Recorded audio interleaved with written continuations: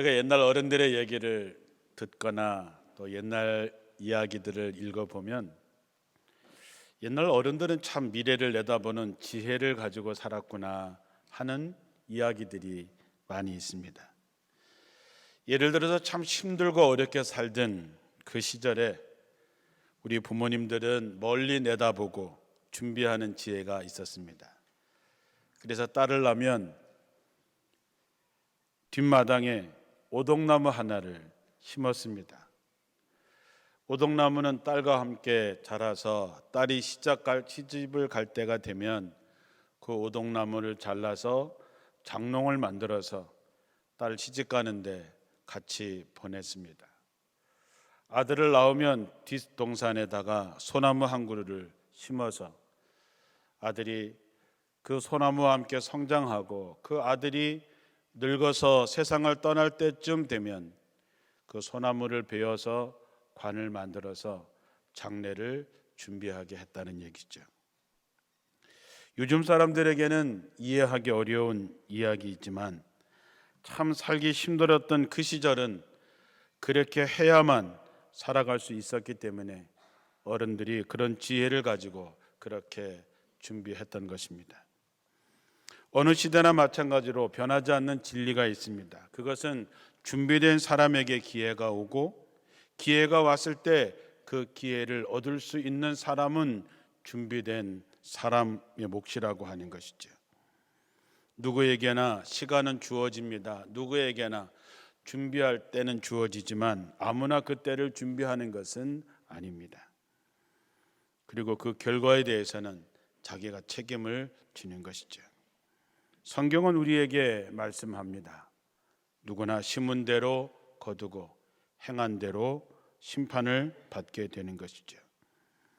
오늘 말씀에 때가 찼고 하나님의 나라가 가까웠으니 회개하고 복음을 믿으라 하셨다 하셨습니다. 때가 되었다라고 하는 것은 때가 찼다라고 하는 것이지요. 때가 되었기 때문에 때가 찼기 때문에 예수님이 이 땅에 오신 것이죠. 또한 때가 되면 부활해서 승천하신 예수님께서 이 땅에 다시 오셔서 우리를 심판하시게 될 것입니다. 구약 시대의 유대인들은 시간이 계속해서 반복된다고 생각했습니다.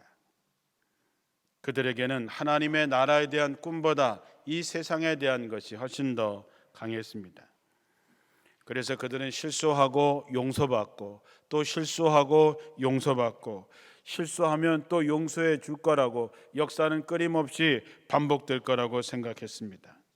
그러나 막상 이스라엘이 하나님의 말씀처럼 멸망을 당하게 되었을 때에 유대인들은 그제서야 역사가 더 이상 되풀이되지 않는다는 것을 알게 됩니다. 우리도 마찬가지입니다. 언제까지 기회가 주어질까요? 때가 되면 더 이상 기회가 주어지지 않을 때가 옵니다. 때가 차면이라고 하는 말처럼 인간관계도 마찬가지입니다. 여러분, 언제까지 부모가 우리와 함께 있으실까요? 언제까지 부부가 함께 있을 수 있을까요? 언제까지 부모 자식이 함께 있을 수 있을까요? 더 이상 기회가 주어지지 않을 때가 온다라고 하는 것이죠. 그래서 우리가 시간을 어떻게 생각하느냐에 따라서 우리의 삶의 방향이 달라지게 되어 있습니다. 하나님께서 예언자들을 보내서 유대인들에게 끊임없이 말씀하셨습니다. 돌아와라, 돌아와라. 돌아오면 산다. 돌아오면 내가 너희를 책임진다 했지만 우리에게 기회가 많을 거라고 생각했던 그들은 돌아오지 않았고, 설마 하나님께서 그렇게 하시겠어? 설마 택한 백성인 우리에게 그렇게 하시겠어? 설마 이 상전이 무너지겠어? 그러나 어떻게 됐습니까? 예언의 말씀대로 이루어졌을 때 이스라엘 백성들은 통곡하며 후회하게 됩니다. 오늘 본문에서 때가 찼고 하나님의 나라가 가까이 왔으니 회개하고 복음을 믿으라고 했습니다. 구약의 시간은 어떤 상황이 되면 하나님께서 갑자기 뭔가를 시작하셨다라고 하는 것을 그들은 알고 있었습니다. 노아를 통해서, 모세를 통해서, 아브라함을 통해서 하나님은 어느 날 새롭게 역사를 계속해서 반복하시고 시작하셨지요. 그러나 신약의 시간은 그렇지 않습니다. 신약에 와서는 하나님의 나라 향해서 계속해서 시간은 흘러가지, 시간은 반복되지 않습니다. 마치 물이 거꾸로 흐를 수 없는 것처럼 시간은 계속해서 앞으로만 흘러가게 됩니다. 성숙되어지고 완성되어져 간다는 과정이 있는 것이죠. 신약의 시간은 그렇습니다. 과거에는 역사가 시계추처럼 반복될 수 있는 것으로 생각했지만 이젠 더 이상 그렇게 생각하지 않습니다. 지나간 시간은 다시는 돌이킬 수 없는 것이죠. 오늘 때가 찼다라고 하는 말은 이제 때가 이루어졌다는 뜻입니다. 시간이 됐다라고 하는 것입니다.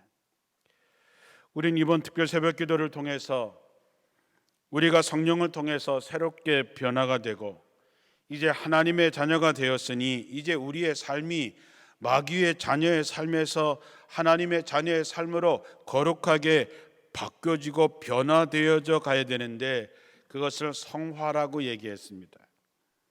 쉽게 얘기하면 이제는 우리가 예수님을 닮아가는 삶을 살아야 된다는 것이죠. 그러나 여러분, 예수님을 닮아가는 삶은 시간이 필요하고 많은 경험과 훈련과 시험을 통과해야지만 우리가 거룩해질 수 있습니다. 에베소서 4장 12절 이하의 말씀을 현대어 번역으로 읽어드리면 이렇습니다. 하나님께서 이렇게 우리들에게 최선을 다할 수 있는 특별한 능력을 주신 까닭이 무엇이겠습니까? 그것은 우리들 하나님의 백성이 하나님을 위해서 더 열심히 일할 수 있게 하여 그리스도의 몸인 교회를 힘있고 성숙하게 하시려는 것입니다. 그러면 마침내 우리 모두가 자신의 구원뿐 아니라 구주이신 하나님의 아들에 대한 믿음으로 하나가 되어 주 안에서 완전히 성숙한 인간이 될 것입니다. 그렇습니다. 우리는 그리스도의 완전히 충만한 상태에까지 이르게 될 것입니다. 하나님은 여러분에게 최선을 다할 수 있는 특별한 능력을 주셨다 하셨습니다. 그 까닭이 뭐냐? 하나님을 위해서 우리가 더 열심히 일할 수 있고 교회를 더욱더 힘있게 세우고 더 나아가서 우리가 그리스도의 완전히 충만한 상태까지 갈 수 있도록 하기 위해서 하나님은 우리에게 특별한 능력을 주셨다는 것입니다. 예수님께까지 도달할 수 있는 충만한 데까지 갈 수 있는 것은 우리의 일생을 통해서 얻어지는 과정입니다.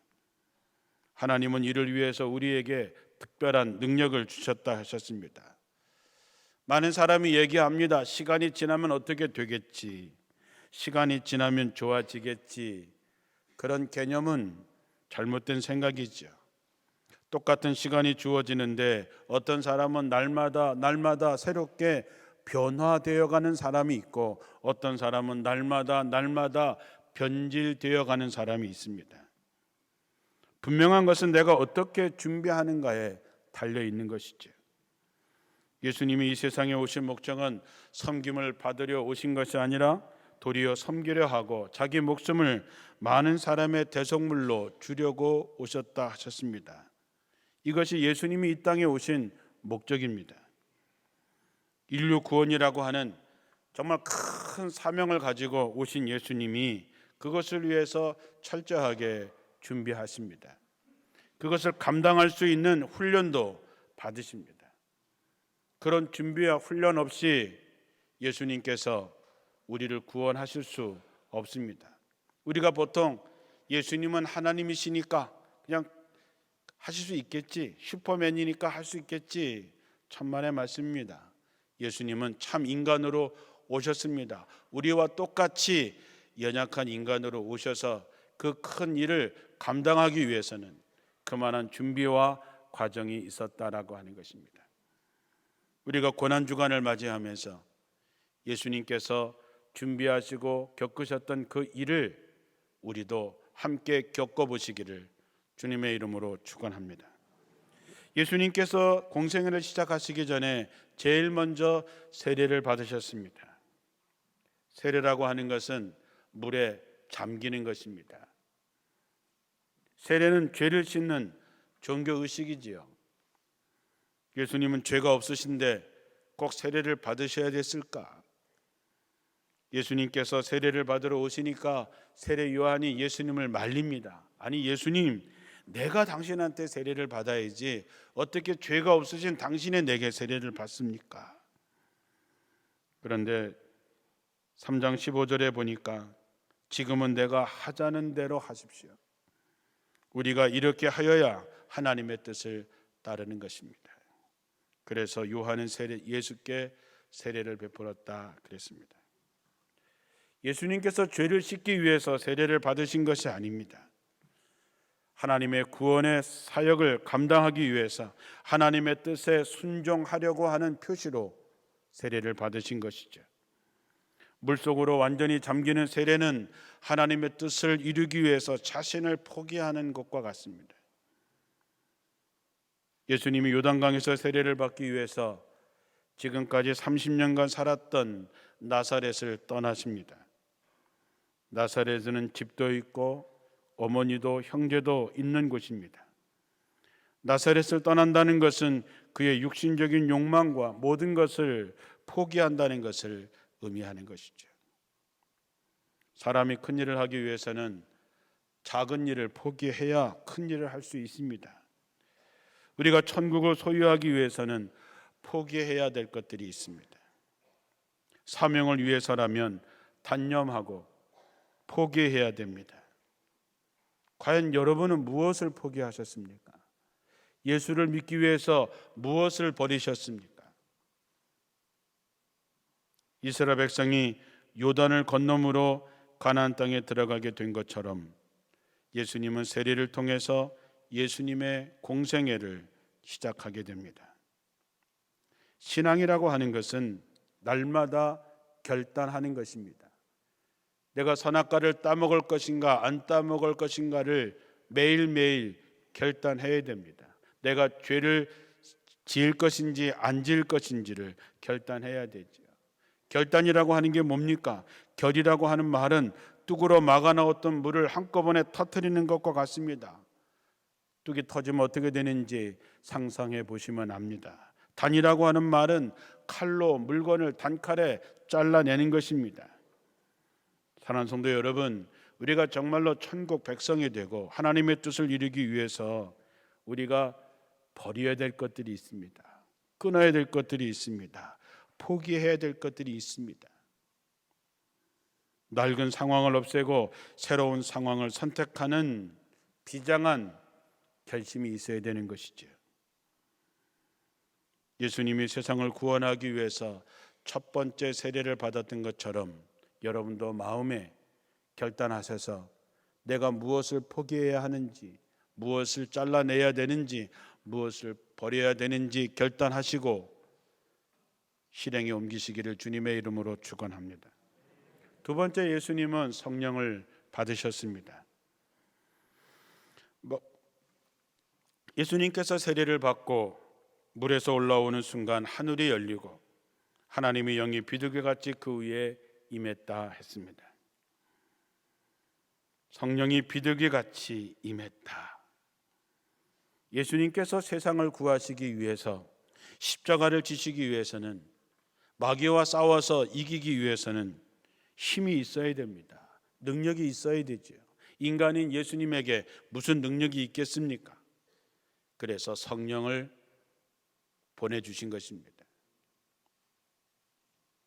성령을 받으신 것은 군인이 싸우기 위해서 총에, 실탄에 무기를 완벽하게 준비하는 것과 같습니다.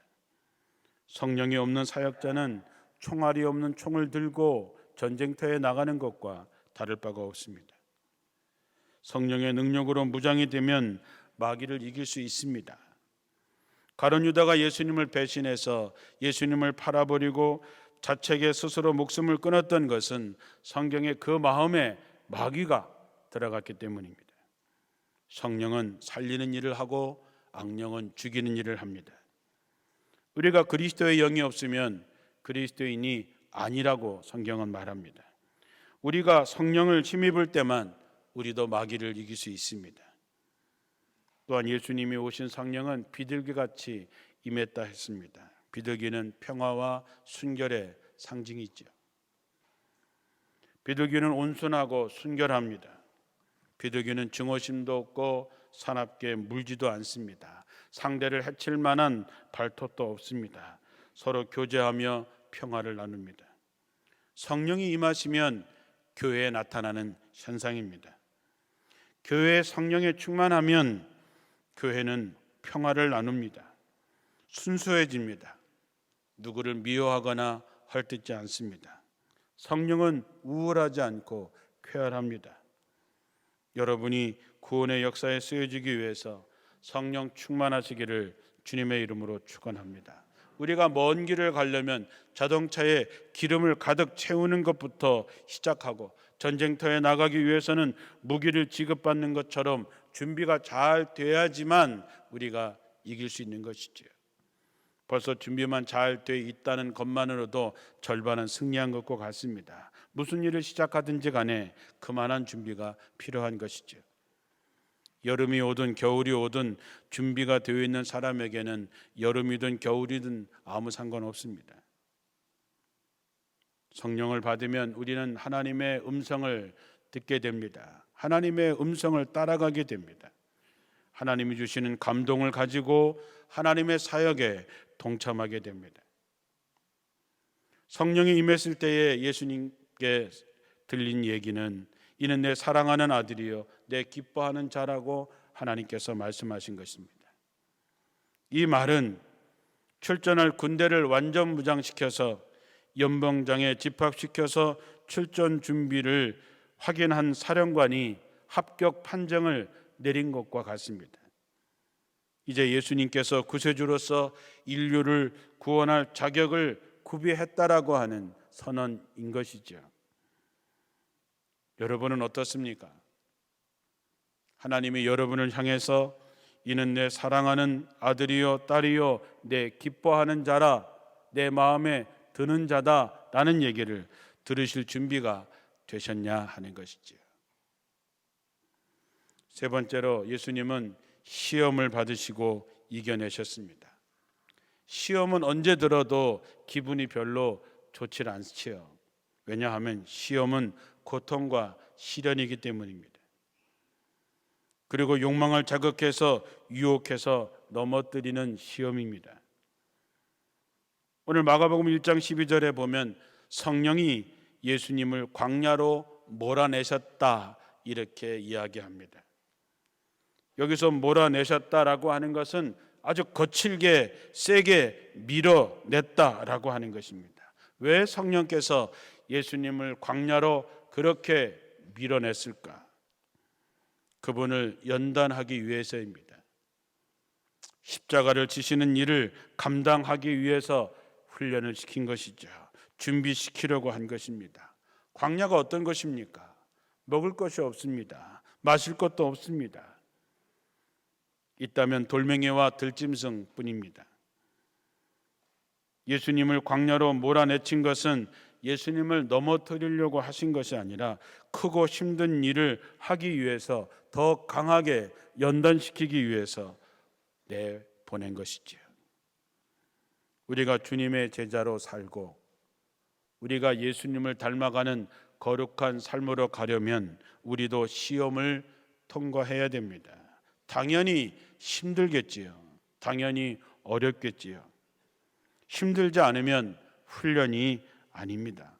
그러나 우리가 그것을 이겨낼 때에 우리는 정금 같은 거룩한 사람으로 변화되어 갑니다. 예수님이 당한 첫 번째 시험은 배고픔을 참고 견디는 일이었습니다. 사람의 가장 참기 어려운 일은 배고픈 일이지요. 가장 서러운 것도 배고픈 것입니다. 우리에게 가장 중요한 문제가 뭡니까? 먹고 사는 문제지요. 인정합니다. 사람이 배가 고프면 어떻게 해서라도 먹고자 하는 것이 인간의 욕망입니다. 사흘 굶고 남의 집 담 안 넘어가는 사람이 없다는 말도 맞는 말입니다. 그럴 때 마귀가 나타나서 네가 만일 하나님의 아들이라면 이 돌덩이를 떡덩이가 되게 하라고 합니다. 에서는 배가 고파서 팥죽 한 그릇에 장자의 명분을 팔았습니다. 우리는 별다를까요? 우리가 신앙생활하면서 신앙생활과 먹고 사는 문제에서 어느 것이 우선이십니까?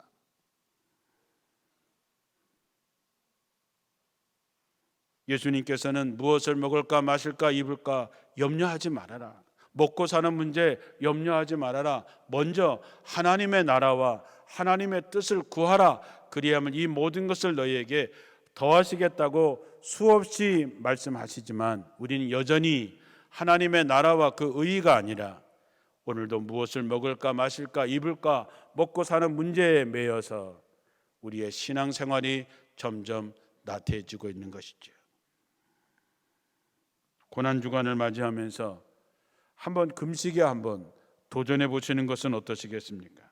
나는 어디까지 버틸 수 있을까? 어디까지가 한계일까?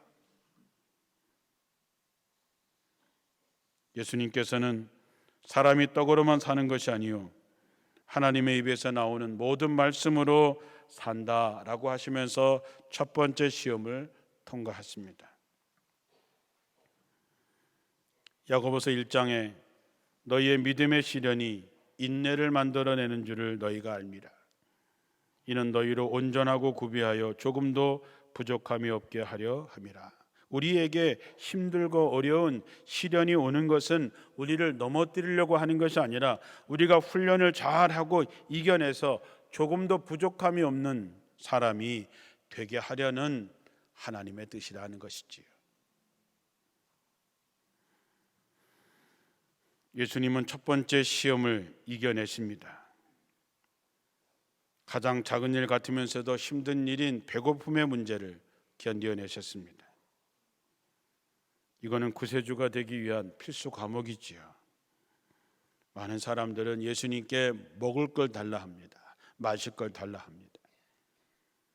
그러나 그것이 먼저가 아니라 하나님의 나라, 하나님의 뜻이 먼저라고 하는 것을 깨우치게 해주신 것이죠. 예수님을 닮아가려고 하는 우리에게도 먹고 사는 문제, 하나님의 나라, 어느 것을 선택하느냐 하는 것은 우리가 받을 시험 중에 하나입니다. 여러분도 예수님처럼 먼저 하나님의 나라와 그 의의를 구하고 그것을 통해서 사탄의 시험을 이겨내는 여러분들이 되시기를 주님의 이름으로 축원합니다. 두 번째 시험 과목은 성전 꼭대기에서 뛰어내리는 것이었습니다. 네가 만일 하나님의 아들이라면 성전 꼭대기에서 뛰어내려라. 뛰어내리면 하나님이 너를 위해서 천사들을 보내서 네 발이 돌에 부딪히지 않게 할 것이다. 극적인 사건을 보여줌으로써 하나님의 아들임을 나타내 보라고 하는 것입니다. 기적을 보임으로써 영웅으로 우대를 받으라고 하는 것입니다. 영웅이 되고 싶은 마음, 그것은 하나님처럼 되고자 하는 마음이 그 속에 있습니다. 우리가 이단들의 교주들을 한번 보십시오. 그들은 하나같이 자신이 하나님 것처럼 행세합니다. 결국 자기 영광을 구하게 되고 결국 교만에 이르게 되고 결국 패망하게 되는 것이죠. 마귀의 말대로 예수님께서 뛰어내리고 하나님이 보낸 천사들이 그의 발을 안전하게 보호해 주었다면 당시의 표적을 구하던 사람들에게 환호와 박수를 받게 될 것이고 단번에 메시아로 인정을 받았을 것입니다. 그러나 그런 영웅적인 메시아는 하나님이 원하시는 것이 아닙니다. 예수님은 한마디로 거절하십니다. 하나님을 시험하지 말라는 것이죠. 세 번째 시험 과목은 세상의 모든 것을 다스리는 권세를 주겠으니 자기에게 절하라고 하는 것입니다. 온 세상을 다스릴 권세를 준다는 것은 야심 많은 사람들에게 이보다 더 좋은 미끼는 없을 것입니다. 야심이란 자신을 높이고 자기를 선전하는 것이지요. 사람들은 권세를 잡고 자신을 나타내고 인정받으며 인기를 얻고 자기 동료 중에서 가장 뛰어나고 싶어 하십니다. 이런 사람들은 영광의 면류관을 기대하면서 고난의 면류관은 가시관은 관심이 없습니다. 예수님과 함께 천국에 가려고 하는 생각은 많이 있지만 예수님과 함께 이 땅에서 고난 받는 것에 대해서는 관심이 없습니다. 마귀는 참 끈질기게 물고 늘어지죠. 1차, 2차 안 되니까 이제 3차에 도전해서 어떻게 해서든지 예수님을 넘어뜨리고자 집요하게 유혹하고 있는 것을 봅니다. 어려운 문제도 아닙니다. 딱 한 번만 절만 하면 된다는 것입니다.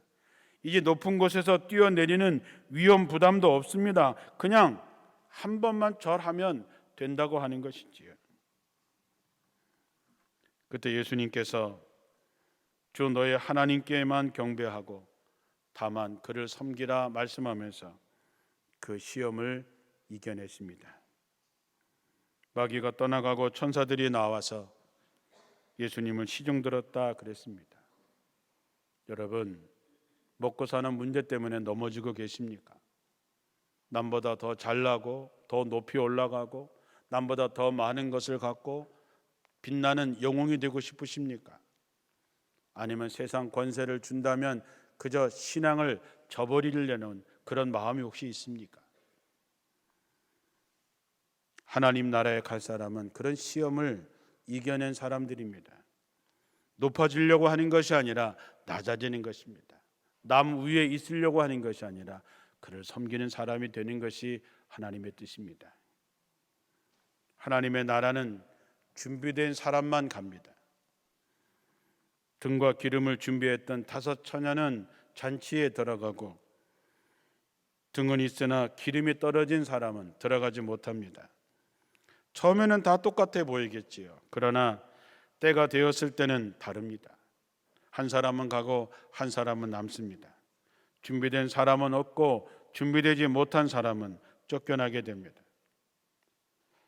코로나로 멈췄던 일상이 다시 회복되어지고 우리 교회의 새벽마다의 기도 제목은 다시 회복되고 부흥되는 것이 꿈입니다. 목표를 정하면 그는 준비하게 됩니다. 목표가 없는 사람은 준비하지 않습니다.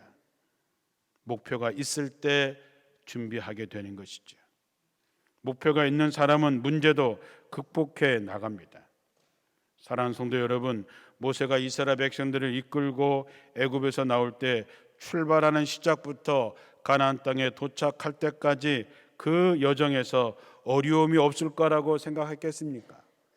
얼마나 많은 어려움과 얼마나 많은 고난이 있을까?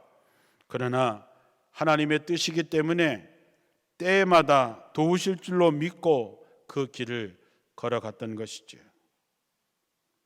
키에르 케고르라는 신학자는 내 인생에서 사명이 무엇인지를 깨달은 그날이 내 인생의 최고의 날이라 라고 말했습니다. 우리 모두는 어떤 목적을 달성하기 위해서 이 땅에 태어났고 우리는 그것을 사명이라고 말합니다. 예수님은 인류 구원이 사명이었습니다. 그래서 그 사명을 위해서 준비하시고 시험을 이겨내시고 그리고 십자가에서 그 사명을 완성하셨습니다. 이제 고난주간이 시작이 됩니다. 예수님께서 우리를 구하시기 위해서 죽음의 형장을 마다하지 않고 그 길을 걸어갈 때 이제 더 이상 주님이 혼자 가시는 것이 아니라 우리가 함께 한 발 한 발 걸어갈 수 있게 되기를 바랍니다. 이제 고난주간이 시작이 되는데 예수님처럼 내가 무엇을 정리하고 무엇을 끊어내고 무엇을 포기해야 되는지 생각하고 결단하는 한 주간이 되시기를 바랍니다. 성령 충만을 위해서 그 어느 때보다도 간절하게 기도하시고 구하는 자에게 성령을 주시겠다고 하셨으니 우리가 구하면 성령을 보내 주실 줄로 믿습니다. 먹고 사는 문제 때문에 하나님의 뜻에서 멀어졌던 마음을 돌이키시고 다른 사람보다 뛰어나고 더 많이 갖고 더 많이 높아지려고 하지 마시고 더 낮아지고 한 사람이라도 더 섬기고 베푸는 성도들이 되시기를 바랍니다. 잠시 있다 사라지는 세상의 부귀영화에 한눈 팔지 마시고 영원한 하나님의 나라를 바라보시기 바랍니다. 그래서 어느 때보다도 의미 있는 고난주간, 어느 때보다도 의미 있는 부활절을 맞이하는 여러분 되시기를 주님의 이름으로 축원합니다. 기도하겠습니다.